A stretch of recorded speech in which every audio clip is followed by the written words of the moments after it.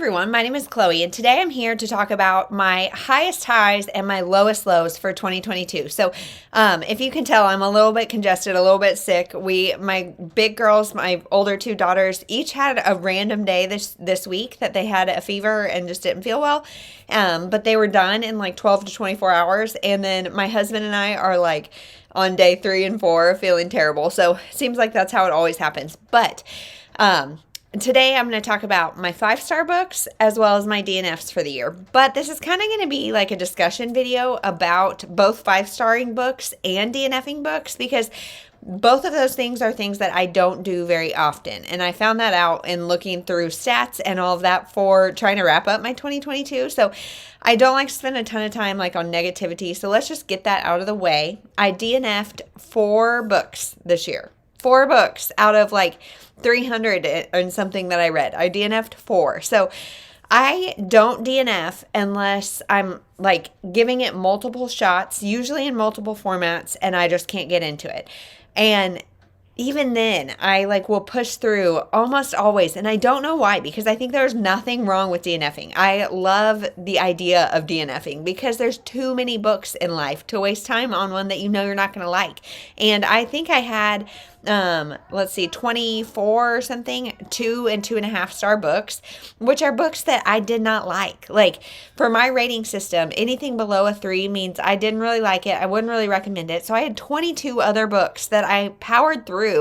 And like, I'm not proud of that. I wish I would have DNF'd them because there's just not enough time. So the 4 books that I DNF'd were You Are Not Alone, Love Letters from Lost Mom to Lost Mom by Emily R. Long.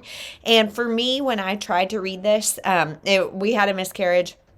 I started to read it after, and it was too triggering, too much, too hard for me to read at that time. So that one I don't think is necessarily a bad book, doesn't have an audience. I think it just was not for me.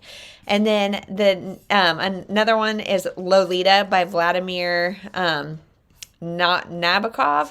I'm probably butchering that name, but I will have a picture up. And this one was it's a classic, which is not my favorite. And it's a classic about like a pedophile. And I just couldn't do it. Wasn't into it. This one I did try multiple formats. I tried reading it physically, and then I was like, okay, that's not going to work. So let's try audio.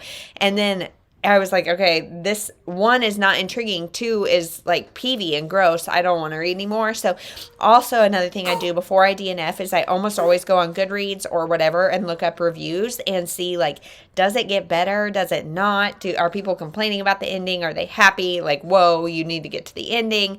Because there's a couple that I read that I didn't think I was going to like, but then the ending really sold me. And that's like the FOMO is why I don't DNF very often. So that one though, I feel good about DNF. Next is The Night the Lights Went Out by Karen White. And this is one that I tried probably 3 or 4 times. Like I restarted it over and over and over, and I just couldn't care less. Like it just was slow, and I know there's an audience for this. It was not me, and it was a longish book, I think, and I just wasn't into it. And pretty much the same story for the last one, but this one like shocks me and kind of hurts me, and it's Fire and Rain by Diane Chamberlain. So Diane Chamberlain is one of my favorite authors, but this is one of her kind of far back list, and it just goes to show that even your favorite authors have some duds, and not necessarily duds for everybody, but duds for me.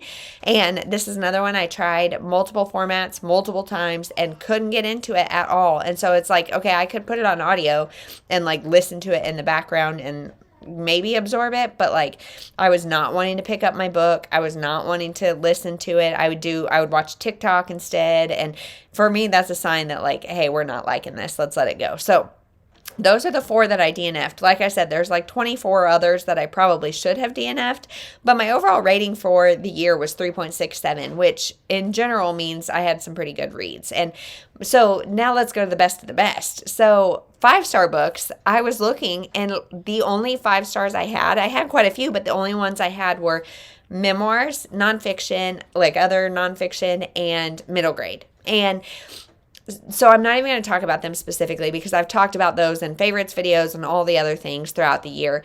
And the rest, I have like 4.5 stars, but I just can't give them 5. And I think the reason for that is that like 5 stars for me are all-time favorite books. And I feel like that's not something I can like judge right after finishing a book. So maybe what I need to do is go through like my 4.5 stars and be like, okay, now that the year has passed, I've had some space from them. Which ones are 5 stars? Which ones are all-time favorites? Are there any that are five stars? And like, I think too, part of it is I got a master's degree in kinesiology and health education, and you spend so much time reading things and trying to pick apart what's wrong with them that I feel like my academia background makes it hard to just like read something and not find flaws in it. And if it has flaws, I feel like I can't give it 5 stars.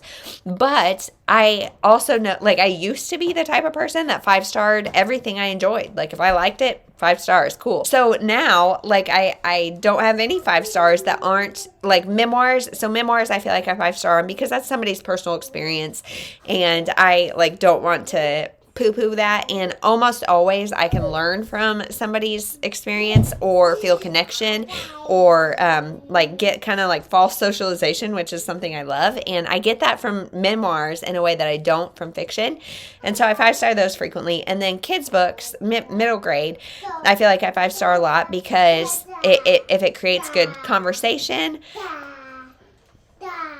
You guys, can you see what's going on in the background? My baby is peacefully rocking in the swing, and my 2-year-old is now pushing her like a crazy lady. So anyway, I feel like middle grade, if it teaches a good lesson or has a good conversation point, or if my daughter and I are both entertained throughout, then it's a 5-star. And so again, I don't have a ton of 5 stars, but those are the only categories in which I got 5 stars. Going forward in 2023 now, do I want to be more generous with 5 stars? And like, half stars I know are a conversation on YouTube and throughout the bookish community because Goodreads won't allow you to do it. And I think the other service, and I'm blanking on what it's called, but I think they do. But what if maybe this year I just do whole stars? But a 3 is way different than a 4 for me, and like the 3.5 in between I feel like is necessary. So what do you do? Do you guys do half stars in your rating? Do you just do whole stars? And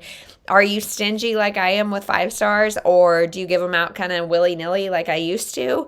Or are you somewhere in between? How do you strike a healthy balance between 5 stars and less than 5 stars? And maybe 4.5 stars I need to just bump up to 5 stars because I feel like if they're 4.5, they're so close to perfect that maybe I should just stop being stingy. I had 12 4.5 stars throughout the year, so I feel like that could be a good, like, those could be like 5 stars, but I don't know. And I also love watching people's 5-star predictions, and I'm like, I know I'm not going to give it a 5-star. Like, I'll probably have 1 or 2 throughout the year, if any, and last year I had none. So I don't know. What are your thoughts on it? And what are your thoughts on both DNFing and 5 stars? I want to know both ends of the spectrum. Are you quick to hand them out? Are you not? How did you get to where you are? Do you change throughout seasons? Because like I said, I used to be 5-star all the time, almost 0 DNFs. And now I'm learning to DNF slowly but surely. I had 4, so I'm getting slowly but surely there. And now I'm stingy with 5 stars. So does it change throughout the seasons? Do you, is it a critical reading thing? I don't think so. Is it an enjoyment thing? I don't know. So let me know, what does 5-star mean to you? And that's it. If you have any tips for DNFing, let me know too, because that FOMO gets me every time. So those are my highest highs and my lowest lows of 2022, just kind of generalities, and let me know what you think, and we'll see you in the next one. Thanks so much for watching.